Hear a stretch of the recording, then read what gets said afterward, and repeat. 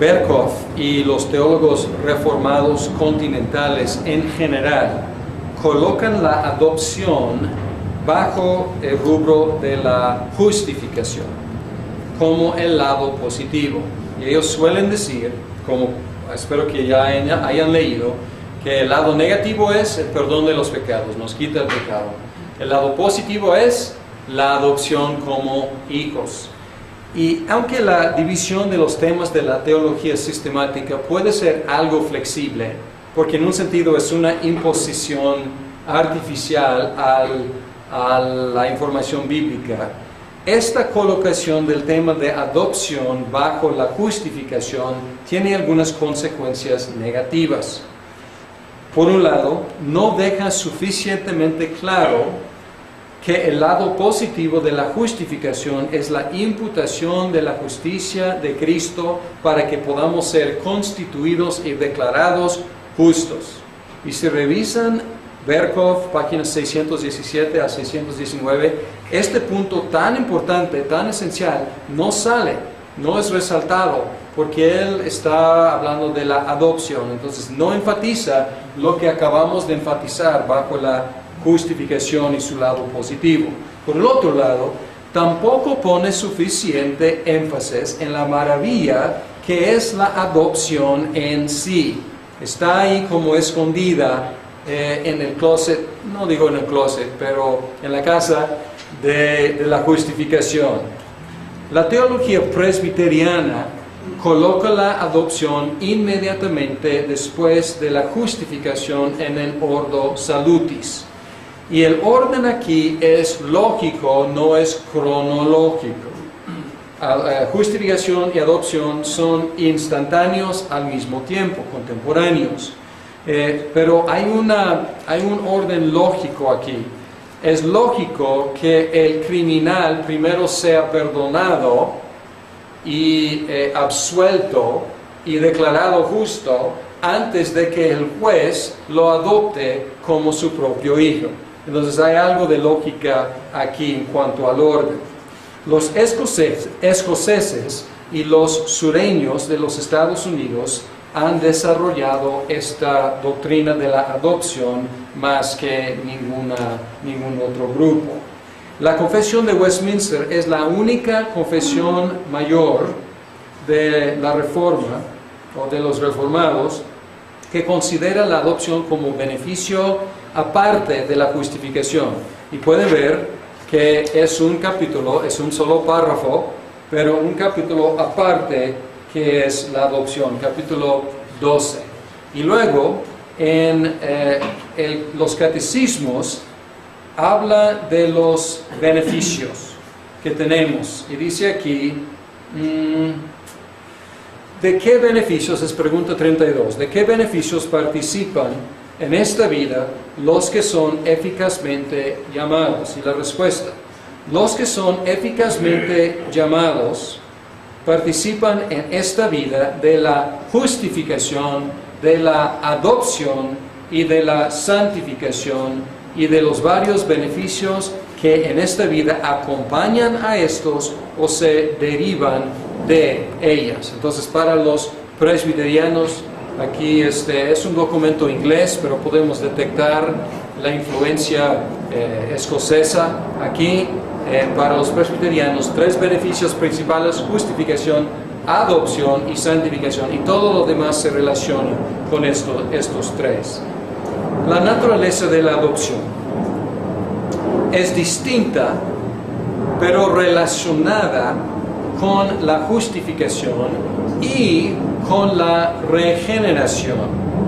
En común con la justificación es un cambio de estado legal que es instantáneo y permanente, un acto, no una obra. Y así, ¿qué es la justificación? Es un acto de la libre gracia de Dios. ¿Qué es la adopción? Es un acto de la libre gracia de Dios. Sin embargo, en la adopción, Dios no se presenta como juez, como en la justificación, sino como Padre. Entonces ya no estamos en el tribunal, ya estamos en la casa, ya estamos en el hogar, ya estamos en la familia. En común con la regeneración, implica la implantación de una vida nueva en la persona adoptada. Sin embargo, la adopción es además de la regeneración, no es la misma cosa. Implica, no es en sí un cambio personal, pero implica un cambio personal. En Juan 1, 12 y 13 dice: mas a cuantos lo recibieron, a los que creen en su nombre, conversión, les dio el derecho de ser hijos de Dios, adopción. Estos no nacen de la sangre, ni por deseos naturales, ni por voluntad humana, sino que nacen de Dios, regeneración. Entonces están mencionadas al ladito, o sea, conversión, fe, adopción y también regeneración. Entonces esa parte es otro beneficio además. La palabra traducida adopción en el Nuevo Testamento aparece exclusivamente en Pablo, solamente en algunos cuantos textos. Son Romanos 8, 15 y 23 y también Romanos 9, 4, Gálatas 4, 5 y Efesios 1, 5. Sin embargo, esta idea de la adopción está presente en mucho del Nuevo Testamento cuando se habla como Dios o de Dios como nuestro Padre y nosotros como sus hijos. Y esto es muy común. Entonces, adopción no es solamente cuando se utiliza la palabra adopción. Cuando menciona Dios nuestro Padre, cuando menciona nosotros como sus hijos, ahí está la doctrina. Y la palabra que se usaba para indicar la adopción era una palabra en uso en el Imperio Romano para hablar del acto legal que nosotros conocemos, de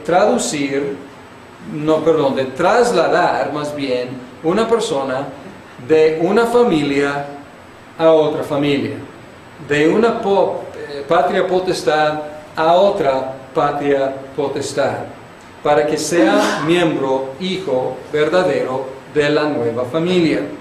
Sin embargo, en el Imperio Romano con frecuencia la adopción se practicaba para tomar ventaja del adoptado, no tanto para otorgarle beneficios. Y había hasta casos de gente adoptando personas mayores que ellos para que recibieran su herencia cuando murieran. Entonces, obviamente es una ventaja, es un interés, no es una cuestión tanto de amor. No siempre, pero había esa práctica.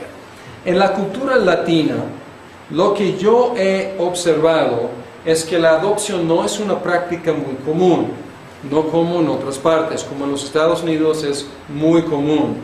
Y a veces lleva aquí, lo que he observado, lleva un estigma social y se trata como si fuera algo penoso. Hablando de un niño adoptado, es casi como pobrecito, pobrecito que sea adoptado. Y cuando hay una adopción es como tratar de que nadie sepa, porque es algo penoso.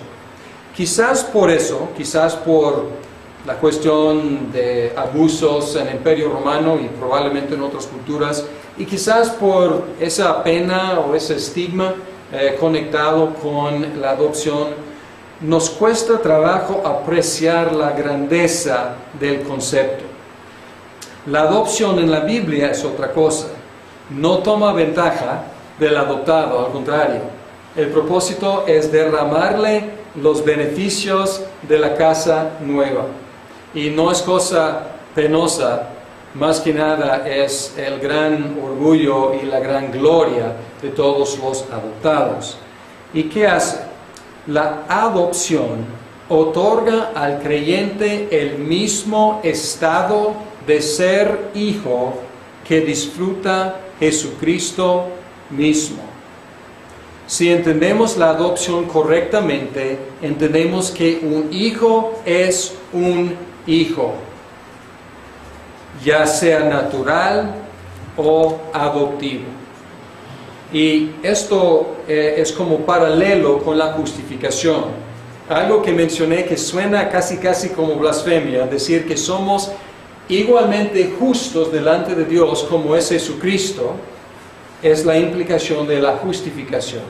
Decir que somos igualmente hijos de Dios como es Jesucristo, suena como a lo mejor que estamos pasándonos por mucho, pero es la implicación necesaria de la adopción. Porque un hijo es un hijo, punto. No importa cómo haya llegado a la casa, si por nacimiento o por adopción, pero un hijo es un hijo, es un hijo. Y yo he escuchado una vez platicando con un señor joven y le pregunté cuántos hijos él tenía y me dio tristeza. Él dijo, pues tengo 2 hijos y luego tengo un hijo adoptivo. Y yo le dije, ¿quieres decir que tienes 3 hijos, no? Y él como quedó y dijo, sí, tengo 3 hijos. Yo prefiero el comentario de la mamá.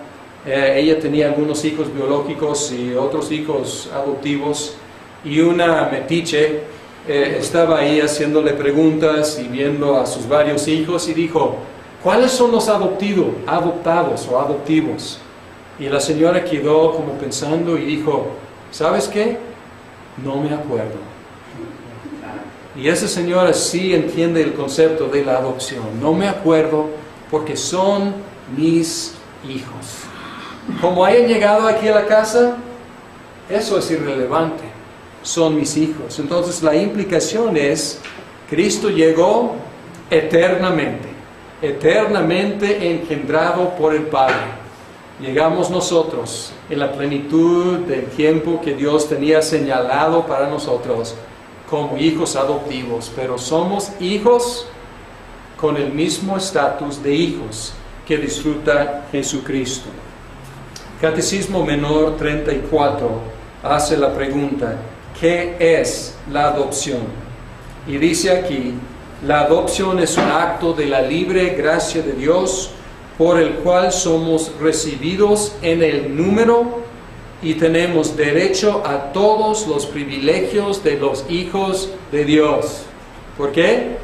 Porque un hijo es un hijo.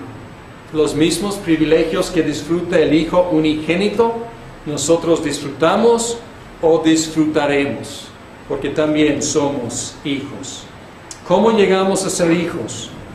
Somos justificados por medio de la fe, igualmente somos adoptados por medio de la fe. En Gálatas 3:26 lo dice, todos ustedes son hijos de Dios mediante la fe en Cristo Jesús. La fe es el único instrumento de la justificación, igualmente es el único instrumento de la adopción. Es importante enfatizar este hecho, porque la teología modernista cambió, o podemos ser liberal, cambió el concepto de adopción en universalismo. En 1902, Adolfo Harnack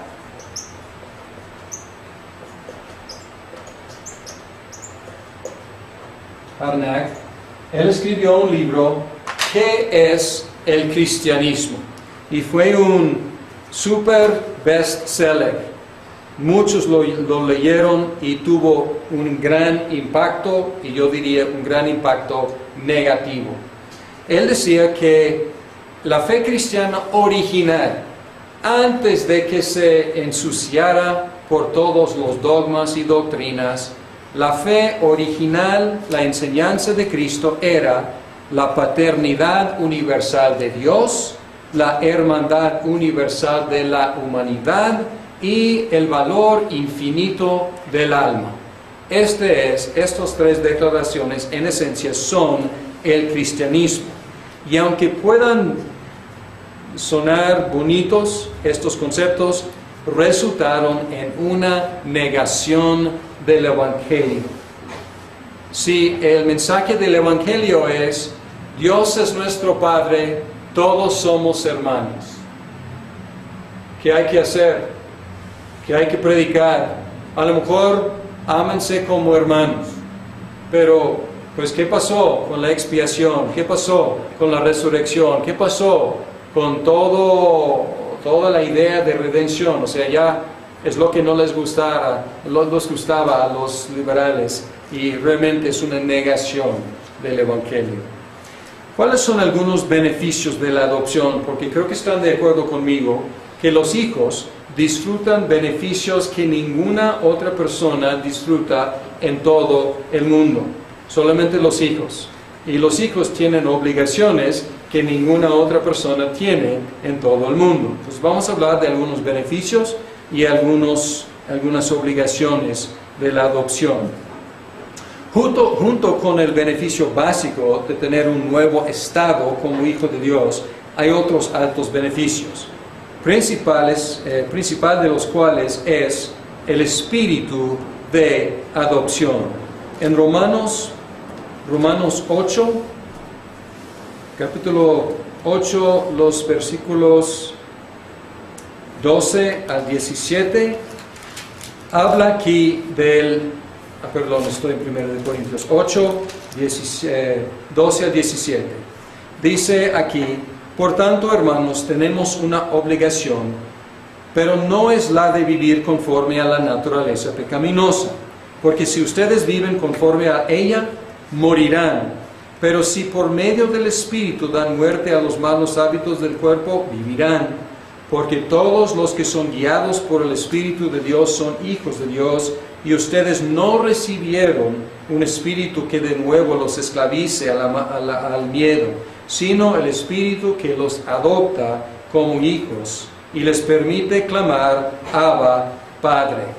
El Espíritu mismo le asegura a nuestro espíritu que somos hijos de Dios, y somos hijos, somos herederos. Herederos de Dios y coherederos con Cristo, pues si ahora sufrimos con Él, también tendremos parte con Él en su gloria. Igualmente en Gálatas es la única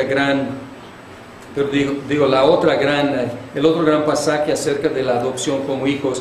Gálatas 4, 1 al 7, dice también: Dios ha enviado, versículo 6, Dios ha enviado a nuestros corazones el Espíritu de su Hijo, que clama: Abba, Padre. Así que ya no eres esclavo, sino hijo, y como eres hijo, Dios te ha hecho también heredero. Mismo argumento. Y el espíritu de adopción es obviamente el Espíritu Santo. Y Dios hace aquí algo que ningún otro padre adoptivo puede hacer. Él injerta en el hijo adoptado el espíritu de la familia. Y en la adopción muchas veces es una lucha, y es una tristeza, y es un proceso largo. Se traslada un niño de una familia a otra familia, pero su espíritu todavía es de la otra familia, y le cuesta trabajo adoptar el espíritu, la cultura, los valores de la nueva familia. Y en algunos casos, de los peores casos, hay un rechazo y nunca llega a sintonizarse con la nueva familia. En la mayoría de los casos hay un proceso, y luego, después de tiempo, tú lo ves y no puedes distinguirlo. Tiene los mismos hábitos, tiene el mismo sentido de humor, tiene los mismos valores que todos los otros hijos. Pero Dios puede hacer algo que ningún otro padre puede hacer. Él injerta en el hijo adoptado su propio espíritu desde el principio. Y este espíritu de adopción nos permite gritar la expresión íntima: Abba, Padre. En Romanos lo afirma, aquí en Gálatas también. ¿Cuál es este grito? Porque dice que es un grito. ¿Y cuándo gritamos? Gritamos normalmente cuando hay dolor. Y este grito de adopción, provocado por el espíritu de adopción, es probablemente la misma cosa que el testimonio del Espíritu. Porque aquí menciona que el Espíritu mismo testifica con nuestro espíritu, y luego dice que nosotros clamamos, gritamos, Abba Padre. Probablemente es la misma cosa. El testimonio del Espíritu no es algo, una información externa diciendo tú eres hijo, más bien es algo que el Espíritu provoca en nosotros, como el niño cuando se cae y raspa las manos y las rodillas. ¿Y qué grita? Grita Abba, Padre, o a veces grita mamá. Pero es la reacción normal, es el impulso normal de un hijo. Cuando tiene dolor, grita a sus padres. Y es la idea aquí, que el testimonio del Espíritu, que testifica con nuestro propio espíritu, es la reacción que encontramos en nosotros mismos cuando las presiones y cuando los dolores de la vida nos acosan. ¿Cuál es nuestra reacción? ¿Es levantar un puño hacia el cielo y quejarnos? Al contrario, es clamar, es gritar a nuestro Padre Celestial y decir, socórrame, ayúdame, Padre, porque soy tu Hijo. Y el Espíritu también nos dirige, y según es otro beneficio relacionado con el Espíritu, además del acceso de la intimidad de este testimonio conjunto con nuestro Espíritu, dice aquí que el Espíritu nos guía. Y es una definición, según Pablo, de lo que es un cristiano. Dice que en el versículo 13 y 14, todos los que son guiados por el Espíritu de Dios son hijos de Dios. Pero la dirección aquí es el versículo 13, pues porque si ustedes viven conforme a ella, la naturaleza pecaminosa, morirán. Pero si por medio del Espíritu dan muerte a los malos hábitos del cuerpo, vivirán. Entonces el Espíritu nos dirige ¿a qué? A dar muerte a los malos hábitos del cuerpo. Es otro beneficio. El Espíritu también nos causa a gemir. En Romanos 8, 22, 23, 26. En 22 dice que toda la creación gime a una, como si tuviera dolores de parto. Versículo 23 dice también, no solo ella, sino también nosotros mismos que tenemos las primicias del Espíritu, gemimos interiormente, mientras aguardamos nuestra adopción como hijos, es decir, la redención de nuestro cuerpo. Y en el versículo 20 y 26 dice que el Espíritu mismo gime, y dice, asimismo nuestra debilidad, el Espíritu acude a ayudarnos, no sabemos qué pedir, pero el Espíritu mismo intercede por nosotros con gemidos que no pueden expresarse con palabras. Y el Espíritu nos causa gemir con Él y con la creación en esperanza de la liberación final. En lejos de quitar la tensión de nuestra vida, introduce una nueva tensión en nuestra vida, porque ya somos hijos del Padre Celestial y anhelamos llegar a casa. Y sabemos que todavía estamos lejos de casa, pero queremos llegar y gemimos, y la creación gime, y el Espíritu intercediendo por nosotros gime, hasta que lleguemos a la consumación total. Y dice aquí que será cuando nosotros seamos redimidos corporalmente. Y dice que nosotros vamos a recibir la herencia junto con Cristo. Dice que somos herederos, coherederos con Cristo. Y otra vez, un hijo es ¿qué? Es un hijo que va a recibir Cristo todo del Padre. ¿Qué vamos a recibir los otros hijos? Todo lo que el Padre tiene destinado para sus hijos.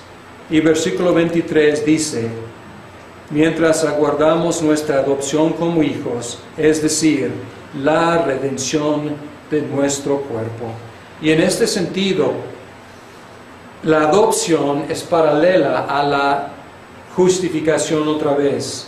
Ya somos justificados y seremos justificados, declarados justos en el día de juicio.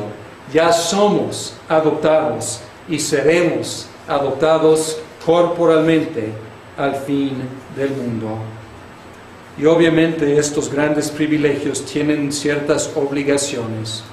Las obligaciones son implícitas a veces en los beneficios.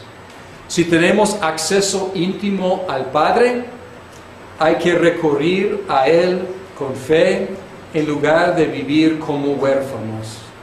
Porque los huérfanos, ¿qué hacen? Se dedican a cuidarse a sí mismos. ¿Y qué hacen los hijos? Confían en el Padre para que Él vigile por ellos. Si el Espíritu nos dirige a matar el pecado, hay que matarlo. Si Cristo pasó a la gloria por medio del sufrimiento, también nosotros debemos estar dispuestos a sufrir. Es lo que dice en Romanos 17, 18.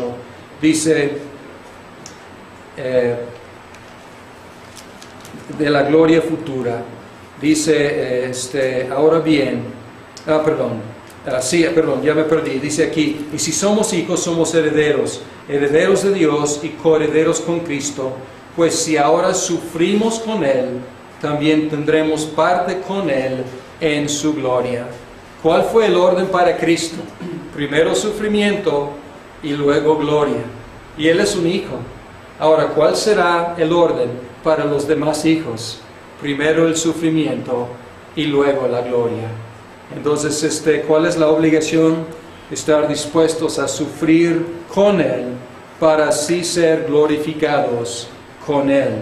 Recordando lo que Pablo sigue diciendo aquí, que los sufrimientos de la vida actual no se comparan con la gloria que ha de revelarse en nosotros cuando Cristo, nuestro hermano mayor, venga otra vez para reunir una vez para siempre toda su familia. Vamos a orar.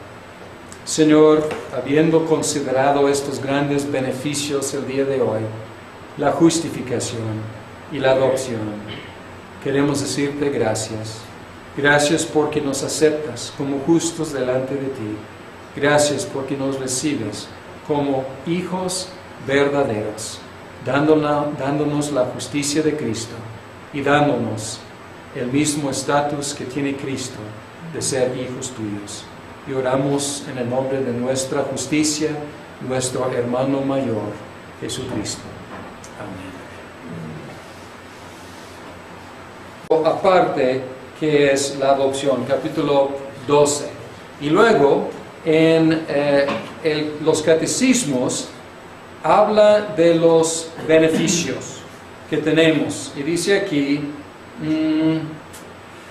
¿de qué beneficios? Es pregunta 32. ¿De qué beneficios participan en esta vida los que son eficazmente llamados? Y la respuesta, los que son eficazmente llamados participan en esta vida de la justificación, de la adopción y de la santificación y de los varios beneficios que en esta vida acompañan a estos o se derivan de ellas. Entonces, para los presbiterianos, primero sea perdonado y absuelto y declarado justo antes de que el juez lo adopte como su propio hijo.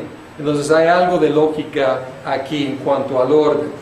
Los escoceses y los sureños de los Estados Unidos han desarrollado esta doctrina de la adopción más que ningún otro grupo. La Confesión de Westminster es la única confesión mayor de la Reforma o de los reformados que considera la adopción como beneficio aparte de la justificación. Y pueden ver que es un capítulo, es un solo párrafo, pero un capítulo de educación y su lado positivo. Por el otro lado, tampoco pone suficiente énfasis en la maravilla que es la adopción en sí. Está ahí como escondida en el closet, no digo en el closet, pero en la casa de la justificación. La teología presbiteriana coloca la adopción inmediatamente después de la justificación en el ordo salutis. Y el orden aquí es lógico, no es cronológico. Justificación y adopción son instantáneos al mismo tiempo, contemporáneos. Pero hay un orden lógico aquí. Es lógico que el criminal es una imposición artificial a la información bíblica. Esta colocación del tema de adopción bajo la justificación tiene algunas consecuencias negativas. Por un lado, no deja suficientemente claro que el lado positivo de la justificación es la imputación de la justicia de Cristo para que podamos ser constituidos y declarados justos. Y si revisan Berkhof, páginas 617 a 619, este punto tan importante, tan esencial, no sale, no es resaltado, porque él está hablando de la adopción. Entonces no enfatiza lo que acabamos de enfatizar bajo la justificación.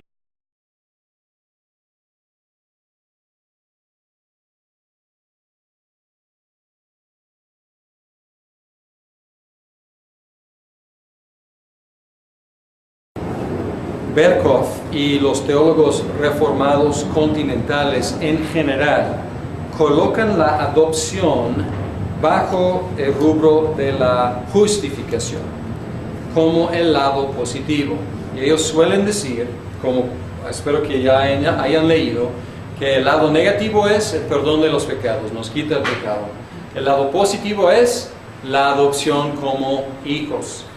Y aunque la división de los temas de la teología sistemática puede ser algo flexible, porque en un sentido